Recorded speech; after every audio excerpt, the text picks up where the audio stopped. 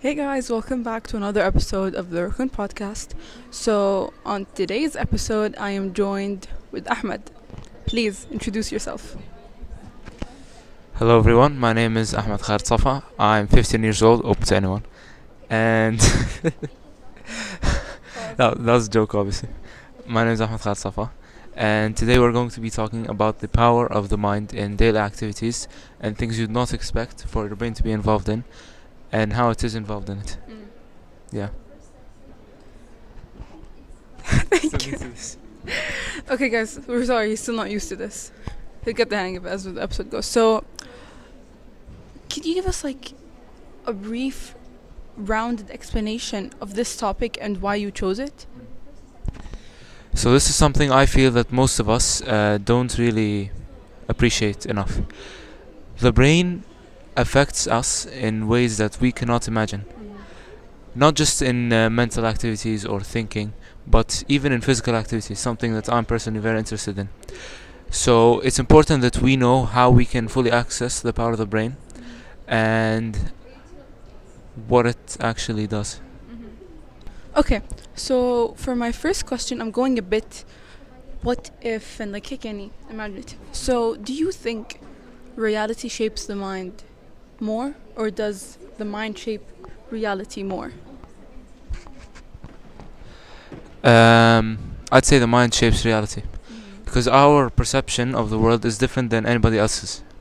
The way that we see things and express about it is different than everybody else. That's why opinions are always different. We might agree on certain topics, but we might agree on them in different ways, different degrees. We might disagree on some of them. Um, Not just that, but emotions as well. It's like a common saying that happiness is inside you. You see people who, on the surface, on paper, you feel like nothing in their life should make them feel happy, but they're happier than people who are successful, they have a good life, they have family, and that's just because of the way of thinking, how they perceive things. So I honestly think that it's more important. The mind shapes reality more.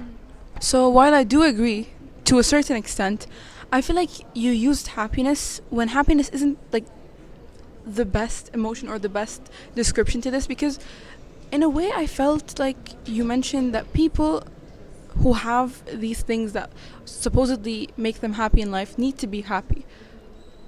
So I feel like that's kind of a nudge to like depression, like because you have one, two, three, you shouldn't be depressed, which I personally disagree with. So is that what you were trying to make, or like, what was the point? No, actually, I choose happiness as an example here. It's the best way that I personally could express my opinion. Because you have ABC in life does not mean you should be feeling a certain way. Because some people, of course, they like things that other people don't, vice versa. Let's say I could be like, I love exercising a lot. Some people might hate exercising. Some people might say it's good for health. Some people might say it's good for your health. So, for example, on this exercising topic, if somebody were unhealthy, you would see some people that would tell them, don't need to exercise, you should only keep your diet and things like that. And another person would tell you, no, diet isn't that important, it's more important to exercise. Like just the other day, I was seeing a video that said, if somebody were eating junk food every day but exercise every day, they would live longer than somebody who's living normally who doesn't exercise. Okay, but like, Just as an example. okay, but I do agree with you to like the entire idea of it, where it's like you can shape your own reality. That's what you were getting at, right? Yeah. So there are some certain like small, let's say, physical limitations or physical things that you can do that change like how the outcome is, for example. So my question would be, how much of the limitations of the things you do in life you think is physical? Like, where does the physical limitation start and the mental like limitation end, or like where do these two come in play? Now, the physical limitations end with things that you yourself cannot control. Let's say outside variables, things that You mean end or start? no, the limitations start at things that you yourself cannot control. Things, even if it's like something in your body, in your life, or if it's something outside your life. Let's say events that are happening in the world, the way people think. That, of course, is not in your control. What I'm saying is that with the things that you can control, it's important to learn how the mind can help shape it and how it can affect it in good ways. Things that are in your control. Outside of your control, it's obviously you can't change it. Okay, oopsies. I know, like, one of the reasons you chose to talk about this topic was a book you read for David Goggins. And from what I remember, like, a big part, or like, I don't know, something I remember you telling me was that he wouldn't stop because he just felt tired. Like, do you believe that no matter how your body's feeling, the mental part of you can thug it out until I don't know when? This is something I've been waiting to talk about. And my answer is a resounding yes. I personally, yes, Oh. yes. One, I remember when I first started working out last year, for real. I went on the treadmill. I started running, and I said I just gonna do it for like 20 minutes, nothing much. When I reached those 20 minutes, I just didn't stop. I just said, oh, I'm just gonna do another 2 minutes, 3 minutes, even though I was dead by then. I hadn't exercised for like a good half year.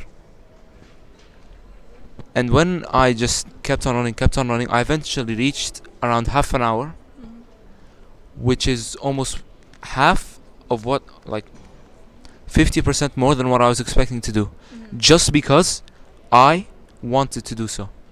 And my body wouldn't quit. Okay. My mind wouldn't quit. Exactly. Yeah. Another experience I had is with my friend. Now this friend of mine, Muhammad Ramadan. Okay. Now this friend of mine, he loves exercising just as much as I do. Really? So sometimes, yes, yeah. Our whole friendship is about that. Not whole, but the main reason. So sometimes when we'd be bored in recess, we just start doing push-up competitions. What? Yeah. I mean, we just be bored. So what else are we gonna do? So Push-up competitions? yes, you wouldn't get. It's something that people love working out to. Working out in any chance you get. You see me the way I shadow box literally anywhere. If I go on any reflective service. Give me five. Let's go. Okay, get up. We're in the library. Too bad. Guys, this is so random. See, this is the power of the mind. God, what? How your brain can block out any other external sources of hate. Are you calling me a hater? No, I'm just saying in people around in the library in general. You know, we're in front of like multiple people. Do you see some random dude doing push-ups while recording a podcast? Yeah, I think I'm crazy. Yeah, I think you're crazy. Thank you. Anyways, back to our topic. So when we were doing these push-up competitions, I would usually do around like 15 and then stop. Now I'd usually stop when I get tired or when like I start feeling my chest really hurt. My friend, however, We'll thug it out. would thug it the hell out. Really? He'd get tired at 10 reps, alright, and then he'd do 10 more. He would like suffer through them. His face would turn red. He barely able to move his hands, but he would go. Just because he wanted to surpass me in terms of push-ups. What? Trust me, it's just pure cinema. Okay? No, it's not. Because you don't get it. Guys, don't do this. If you feel tired, take a break. Now listen, it's good it's good when it's like to a limit. I'll be honest, especially I like don't think in situations where you don't need to. Now, when you need to, it's good to draw out every last bit of mental power you have. It's good.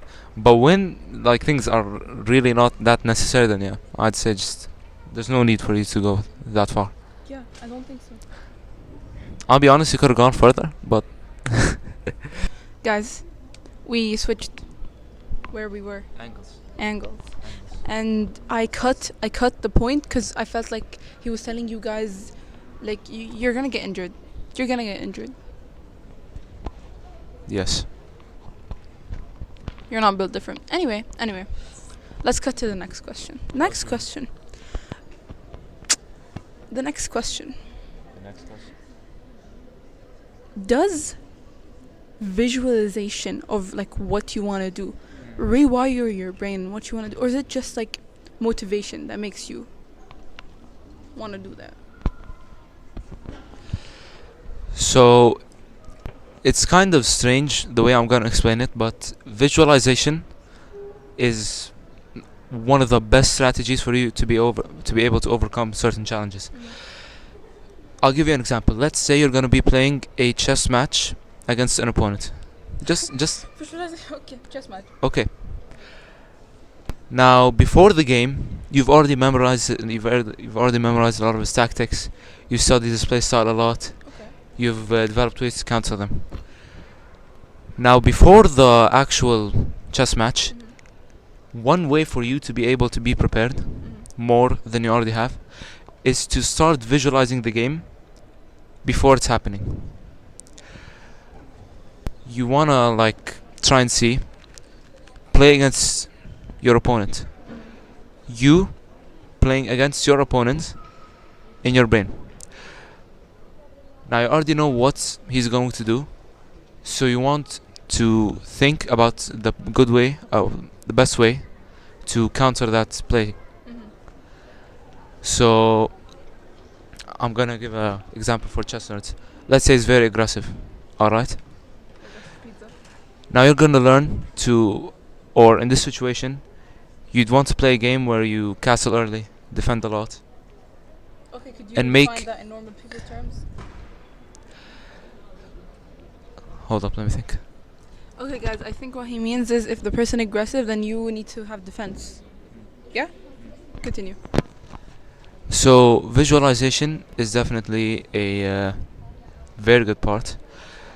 Now this visualization, what it actually helps you do, it helps you gain confidence for the challenge up ahead. It helps you gain confidence. It helps you, let's say, dispel any fears you had. You know what you're gonna do, and you're gonna gain confidence in knowing that you are in a winning situation. Okay, but So that in turn motivates you to do your best and to overcome the odds. But one could see this in just like one of two things. One, you're schizophrenic. You're actually imagining things. You're imagining how it's gonna go, what the person's gonna. This is like you're nervous for a conversation, so you start playing it in your head and imagining what the other person is gonna say. No, but this is different. Okay, just like let me get to my second point, and then you can say both. Second, isn't this just fake confidence?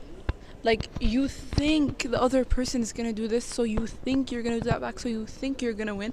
But then what if the person Muslim and does something else? Now that's the point of visualization. You're able to imagine in your head multiple scenarios, not just one. So you're going to be able to be prepared for any situation that comes ahead before it even starts. Now, this visualization this visualization happens through your studying of the opponent. You know most of his habits, and you know most of what he's gonna do. Now, obviously, if you're able to visualize everything you would do or he would do, it would be over before he even started. Yeah. Now, visualization, it helps prepares for certain scenarios. You're obviously not gonna be able to imagine everyone, so it's good to imagine the most likely scenarios. So that's why I feel visualization is really important. And to your point that it's just fake confidence, the point of this confidence is that, or what actually stems from this confidence, is that you now know how to deal with this situation. Obviously, the experience is going to be different, but you have a basic idea of what to do and what not to do. So that's the point of visualization, to help prepare you before it starts. And also, one would argue that even if this confidence is fake, it's still confidence at the end of the day. You still believe that you can beat this person. And as you said, if you, like, you can make yourself believe something to make it more true or something like that. So if you make yourself believe that you can beat this person because you visualized it as you beating them, then you'd go in believing, which will therefore have a bigger likelihood of making it real. Because this point I've talked about to everyone I know. If you believe something or you force your mind into believing something, it's gonna be like a thousand times, yeah, infinitely easier, way more true. For example, oh my god, I hate to bring this back to studying, but studying.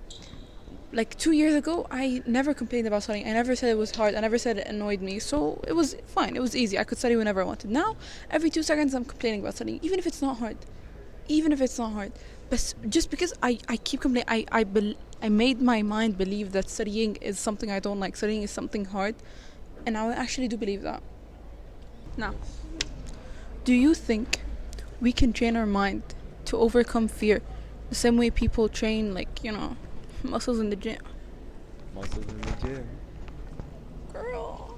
Guys, I feel I'm so offended. Every time I try to, like, subtly flex, like, even just, like, see bro pulls flex. Bro pulls this and I feel khalas. What do I do now? Anyway. Well, you know how much I suffered? You know how much I suffer? You know how for 4 months, all I did was train on the 2 dumbbells I had. What do you think I'm gonna train when I have dumbbells, huh? Bicep curls. I did that for 4 months straight. Ahmed, tell them I'm jacked. Now, for real though, I'm jacked. you kinda jacked, yeah. I'm kinda Yeah, jacked. for I'm kind of jacked. Like, I'm not making you. I'm staying humble for all you 6, 7, 7, 300-pound guys who train the gym every day since 2010. I'm trying to stay humble, not to hurt you, right? Bro, you do not want to see Dana when she's in the cut. Absolutely horror. Instead of eating 2 bags of candy, I eat 1.5. Let's go. Okay. So, yes, you can train your mind to overcome fear. Yes. Before I want to get started on my point, there's something I want to point out. Nobody is fearless. Nobody. No, not that fearless. But nobody is fearless. Even something that you've trained in your mind over and over and over again, let's say you're in a fight, by no means will you ever go into a fight without any fears or any experience that you're doing, something that's life changing. You cannot eliminate this fear. What you're gonna be able to do is to work despite that fear. Yes. That although you're scared and although you know that this could affect your life, you will work your hardest, you will do what you can, and that you will not hesitate at all. What's your fear? What? What's your fear? My fear? Traditional fear or like something. Both. Traditional, in 6th grade I was scared of the dark. Really scared of the dark. Bro. That stemmed He would from. not sleep in the dark.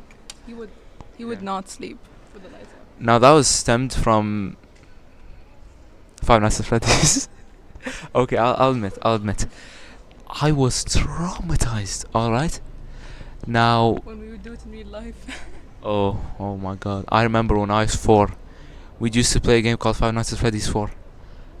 When I tell you, listen, bro, I'm sorry, I wanna pull out a picture from there. Because they were absolutely, like, bro, trauma inducing. Now, obviously, to a person my age now, it just looks silly. But back then, just no. Let's see. Okay, while you would look at that, what's your other fear? My other fear is disappointing others. I'll be honest. When you see stuff like this, when you are 5 years old, well, Four or four, five. four, four, yes. That this game came out in 2015. Okay, but you weren't 4. Yeah, we played it on release, Dana. Everybody was on this. But you played it when you were old. No, Dana, I used to see. No, we used to go out in the hallway. Okay, we used to see Omar, my friend Omar, like our neighbor. He used to have all the games that were popular at the time: Minecraft, Five Nights at Freddy's, all of it. Remember when we rigged the credit card for Minecraft? Oh, I remember. He hasn't He hasn't. there so long. Bro, let me tell you guys a story. Oh, He literally put in random numbers for like a whole hour until one worked, and we got Minecraft for free. And then we used this app called Share It. And then like the entire maybe like 10 kids, everyone that was in the Armada just got it for free, and we were playing. Good times. Anyway, you're disappointing others. No, I'll be honest. Disappointing others and especially disappointing myself. Yeah, sorry about that. Come Yes, insane. okay, okay. Disappointing others and disappointing myself. Now, I'll be honest, especially lately, I don't want to sound narcissistic, but people have been having expectations of me. Yeah. A lot of people. Family, friends especially. I don't expect anything. I love you. No. Oh, I thought that was a fist bump. Guys, wanna see our handshake? Oh, yeah, let's do it. Boom, boom, boom, boom, boom, boom. Pow. Iconic. So, I'll try my hardest to do what I have to do. Yeah. So, like I said again, you won't be able to overcome the fear, you'll just be able to live with it. Yes. So, yeah, I do feel you can train it through going through that experience. Obviously, you're gonna be scared, obviously, you're gonna struggle, you're gonna be anxious, you're gonna be nervous. Oh, what if this happens, what if that happens? But after a while, when you learn to overcome something, I feel that you'll be able to overcome things a lot easier. Yeah. When you're able to overcome something that's hard, like how I was able to overcome my fear of Five Nights at Freddy's Oh, no. and the dark. Okay. After that, lots of things that were like, especially mental, were very easy to overcome. Actually, I don't think so. I think mental fears are like harder. Like for example, you for the fear of disappointment. I'll go on myself.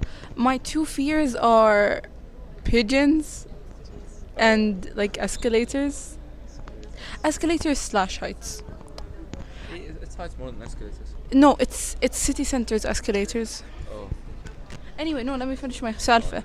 My salfa is, for example, pigeons. If there was a pigeon on the like the window in the kitchen when I'm supposed to be cleaning the kitchen, I would not clean the kitchen.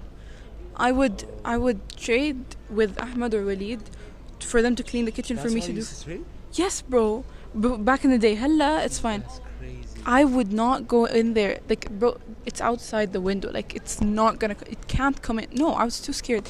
But then I was like, halas, it's fine. It's calm. It's chill. I started holding parrots all the time.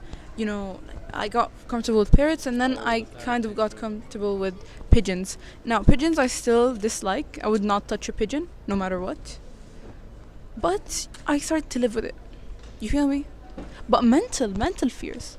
Mental fears are hard to get over. Now, I will be completely honest.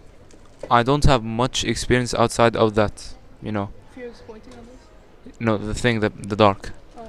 I'd say that was the only thing I've had in my life. I'll be completely honest. Other things were like more physical or more, not mental than others. So honestly, I can't really speak for it. But I feel that it won't make it easier because everything is. No, it will make it easier. It just won't be automatic. You still need to work to overcome that. And yeah, I feel that resilience and training this resilience will help you exponentially in life.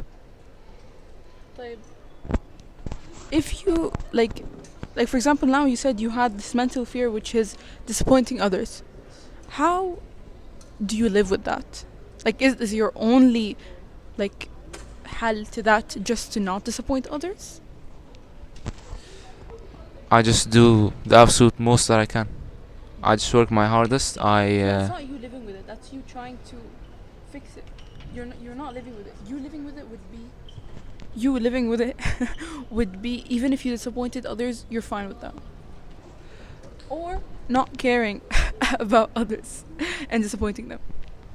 Yeah. So I'll be honest. It's just that also I don't want to brag, but especially recently, when I have worked hard, I've gotten things that are more than satisfactory. So once again, MashaAllah. I have a feeling that it will change soon. Maybe. 11th grade is a doozy. It is confusing as hell. I am trying to do my best though, and if that comes to worse, we'll see how that plays out. Good luck with 11th grade. We'll both need it. If you guys don't know, he did Tasara, and now that's why I always call him twin. Okay, so we were talking about fear and how to overcome it, and obviously fear is something you're born with. Now, another thing this is debatable. This is debatable. Resilience. Do you think resilience is something you're born with or something you develop? And another thing, is it something you can develop voluntarily or is it something that just gets developed with you doing resilience subconsciously? Being resilient subconsciously. Resilience, yes. I will not accept wrong vocabulary. didn't. I literally said it correctly. You said resilience. Okay, not a problem. Not a problem. And obviously, it is something you can build over time. One example of this, and I know this doesn't apply directly to humans, but an American scientist in the late 1950s, who actually worked at Johns Hopkins, he conducted an experiment on rats. Why is it always rats? There's a lot of them. Okay. That's all. I don't know. So he placed 12 rats in a tub of water. Now this tub of water was deep and they couldn't escape it by traditional means. So he placed 12 rats in there and he waited. After 5 minutes of the rats swimming, they died. All of What? He placed them one by one. It's like an average of 5 minutes. So what they would do is first hang around the surface a little bit, see that they have no options there. They'd go down to the bottom, see if they can do anything, and then they wouldn't have anything to do. So after a little bit, they'd die. They die like they drown or like They'd drown, yeah. He then conducted another experiment after that. He placed those same not same 12 rats, but similar 12 rats into that same tub of water. But just before they were about to die, he pulled them out of the water, patted them a bit, helped them recover, and then he dropped them back into the tub. After they were dropped back into the tub, guess how much they lasted? Just give me any number. 10. Minutes? Yeah. No. Higher. Hours يعني? Hours, yes. 7. More. 10. More. 24. More. What? How much? 60 hours the rats survived.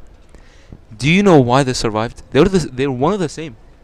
These rats were the same rats that drowned in 5 minutes, but they drowned in 60 hours. Why is that? Why? Because of hope. Because of resilience. Now it's something you can basically apply to humans because it's obviously the only goal of a rat is to survive. And they knew that if they kept on going, maybe the scientists would get them out of the water, pat them a little bit, and help them recover. So they kept hanging on with just the hope that they could eventually get out. Because in the first experiment, nothing came to save them. In the second one, though, they had a source of escape. So they kept swimming with the hope that they were going to hang on. This isn't physical. This is purely mental. Like we said, these are similar rats. They had the same physical capabilities, with just one difference, and that is that they had the belief that they could survive. That belief helped them gain the resilience that they needed. Clock it, honestly. Clock it. Now, usually, like when it's just a couple of minutes, you might debate that, oh, it's just physical. But when you say it's 60 hours, it's more than physical. It is much more than physical when it's that big of a difference. It is hundreds of times more than what they lasted.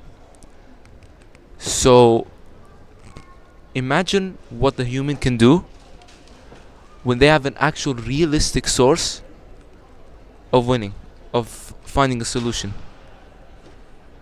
If rats could survive for that long, then the human, a person, is capable of doing so much more than you can imagine. Pure cinema.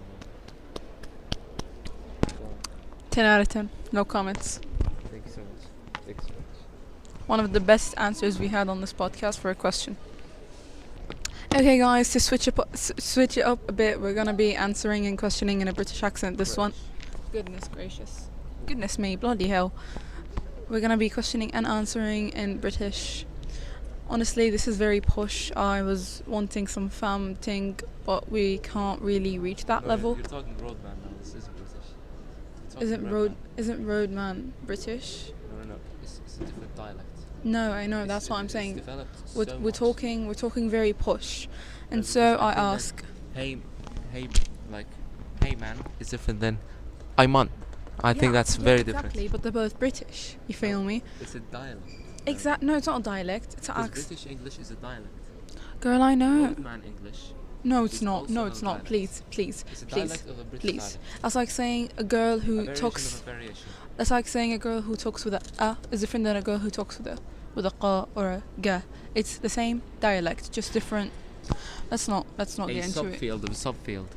There, yeah, you got it. Anyway, the question is as follows. Yes. Do you think there's a difference between actual positive thinking and or like just like way an actual mental? Okay, do you think? All right. To the question. Do you think there's a difference between positive thinking and actual mental discipline to make you positive? To make you positive or just in general? Girl, we said we were gonna answer in British. What do you think I'm doing? All right. I said that with an accent on purpose. Did you not? I Did you did not? I Did you not catch that. notice it? I did not. Fine. And yes, there's obviously a difference between the two. Positive thinking is something that most people have.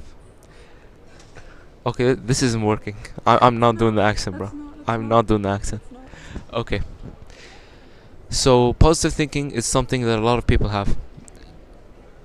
Some people, especially, have way of positive thinking that's actually bad. Now, positive thinking is a very good trait. Yeah. It's something that can help you gain hope. Something that can help you push harder than you can usually push. Yeah. But there's a fine line between positive thinking and just delusion. Tell us where that fine line is. Now, there's a saying that goes, you don't rise to the level of your expectations, you fall to the level of your training. Or your preparation, however you want to convey it. So, positive thinking is you saying, okay, I've done this and that, I've prepared, I'm able to achieve ... 1, 2, 3, yeah. Yeah. So therefore I'll try my hardest and I'll not let negative things affect the way that I will do it. Delusion is you not preparing, is you being just thinking things that are outside of your ability. Without preparing for it. Yeah. And just being fully convinced that you will win and you will achieve that goal without being prepared. Now this is very bad. This is something that can lead to you losing a very good trait, which is positive thinking. Now, this positive thinking can help you gain the discipline. How? Positive thinking is you saying, if I'm able to prepare, if I'm able to do this, this and this, I'll be able to achieve this, this and this. Now, if you think positively, your mind would naturally be ready to go through preparation in order to achieve your goal. So, when you think positively, you're going to be able to work hard, you're going to be able to build up the discipline that's needed for you to prepare. That will eventually lead to you achieving your goals. Now, when you do think positively like this will definitely help you achieve your goal. So while I do think there is a difference, they are both good and they're both related to each other, but fundamentally they are different. Okay, I'd like to say what you said reminded me a lot of tawakkul and tawakkul, where tawakkul is like positive thinking. You could say you do the work and then you you think positive, this is gonna happen, and tawakkul is just like, oh, this is gonna happen but I'm not gonna do anything for it. Yeah. Right. This is exactly what I mean. Exactly what I mean. For those of you who don't know, tawakkul is when you prepare for something, and after you're done preparing, you stay relaxed. Your heart says to Allah. You say to yourself, I've done this and this. Now all that's left is for me. All that's left is for Allah to grace me with the goal, for the achievement. Tawakkul, on the other hand, is you not preparing and say, oh, it's fine. I have Allah with me. I'll be able to achieve this without preparing. This is obviously bad. Obviously. Because logically, okay, if you don't have any idea of what you need to do, how are you gonna do? Like, think about it logically. You're not the only one who's praying for this goal, so why would you assume that Allah is gonna like give you this natija, let's say, let you achieve this dream of yours, while there are others who have the same exact dream and are actually working towards it? They're also praying, they're also working. So why would you, the person who's not working for it, only pray it, get it? Obviously, dua, like if you make lots of dua, anything is possible. But think about it. This is what I was saying with delusion, is that you are not thinking logically. No. You are thinking positively but not logically. Positive thinking still is logical, yeah. You're still being realistic with yourself while being positive. Delusion is just, Dumb. delusion, yeah, it's just dumb, just without logic. So therefore, it doesn't matter if it's positive or negative. So yeah, I definitely agree with your point. Thanks, King. Okay, now for the last question. So sorry I have to end this. I'll be honest, it was a great time. It was a great time. But let's save the final moments while we can. Yes. So, what's one moment where your mindset completely changed the outcome of like whatever you were going through, whatever was happening? This, ladies and gentlemen, is a story I've told over and over. Really? Yes. Have you told me? Yes. Okay, let's go. So I'm gonna say it one more time for you, dear audience. So, flashback to August 2024. 1st of August, actually. That's We just 1st of August 2024. Oh, the month, you mean? Yeah. So, yeah. Flashback to about a year and 3 months ago. 3? A year and a month ago. 2, let's say. Month, no, 1 month. 2. Two, Now yeah. we're in 20 something. Whatever. August 2024. I just woke up from sleeping. We were in summer vacation. We just returned from Jordan. My friend from school messages me. What friend? You don't know him a lot. Marwan? Marwan. I don't have a friend named Marwan. Yes, you do. Mazen. Mazen, not Marwan. Yeah. Okay. Mazen? No. Who is it? Just name. Abdulaziz. Okay, that's Walid's friend. No. Okay. Okay. So he just messages me, checks up with me, we exchange news. How's your vacation?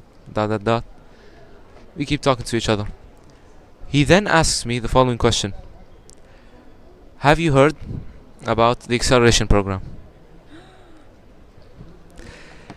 I say yes, and truly I have heard about it. My parents suggested me. Yeah. My parents suggested it to me around when it was announced, really, like a day or two after it was announced, around like before we left for Jordan. I think mid-June. They told me about it, but I really did not like the idea. So I dismissed it there. And although they didn't really like it, which is understandable, they let me do what I want. So I tell him that, yeah, my parents did suggest to me, and I did not like it. So he kept talking. He said, "You are going to have the chance to skip a year of your life. Why are you not doing it?" It's not skip year, it's gaining year. Gaining, yeah. Now I knew I have the ability. I have the ability to do it, but my brain just made excuses. Oh, I'm not gonna be able to make friends. Oh, my friends that I've spent like multiple months with, I'm gonna miss. But he eventually managed to convince me. The next day, my mother brought the books, and I started studying. For the first half, it was mostly just studying math, and one book specifically. Now I just kept studying slowly, because I tried to, process the information, because this is something that will help me later, not just in ninth grade. So I took my time. I then realized that, oh, I had over half of my time is gone. And you just did one subject. Yeah. So I felt very, very discouraged then. At this rate, I had to study almost an entire book each day. That's aside from the reviews, from revision and all that. And when I tell you, I was legitimately thinking about He quitting. was going through it. Bro, it was actually hard then. I said to myself though, you've already spent 2 weeks studying all of this. Why would you stop now? Why are you giving up when you already know that you're going to be able to achieve this? You're like halfway through it. When I'm halfway through it. Here's where tawakkul comes in. I said, okay, I'm gonna have to study my butt off for the next 2 weeks. So, if I do study those 2 weeks, visualization comes in here. I'm going to be able to skip a year. I'm gonna be the same year as Dana. I use this as an opportunity to bask about my studying any chance I had. Okay, that's not actually what I was thinking. Yes, it was.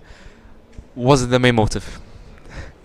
Anyways, so I said, okay, let's do it.